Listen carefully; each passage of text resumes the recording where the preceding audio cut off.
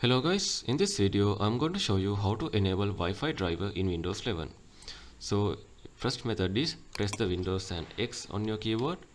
It will be open this kind of menu. Select the device manager, find the network adapters and double tap on it. Select your Wi-Fi driver, simply right click on it, tap on update driver, then after tap on search automatically for drivers. You can see it is already installed. If you not installed updated to your driver, it will download and automatically install it. If you can't find your Wi-Fi adapter from here, and if it is show like a down arrow icon, that means if it is disabled.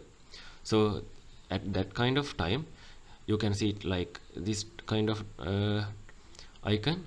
So then after, what you need to do is right click on it, then there will be an option called enable device. It is right now it is already enabled, so that's why it shows as disabled. So just tap on enable device, then after you can update using previous method. So the next method is you can turn on Wi-Fi in setting. Simply go to start menu, then after go to setting, left side menu, select the network and internet, then after go to Wi-Fi. Make sure your Wi-Fi toggle is on like this. Some of the computer has keyboard or physical switch to turn on the Wi-Fi. Some laptop have physical Wi-Fi switch. So it could be some kind of function like function plus F2 to turn on the Wi-Fi. Make sure your keyboard has that kind of combination, so you have to turn it on using your keyboard. And the next method is you have to run the network troubleshooter. To do that, go to start menu, go to setting. In the system section, scroll down and select troubleshoot option.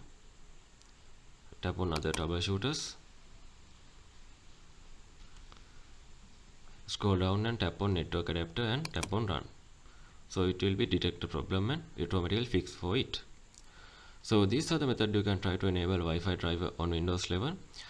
And if it is disabled, you can't use internet to download that one. So that kind of time you have to go to your manufacturer website and find the related Wi-Fi driver for your computer.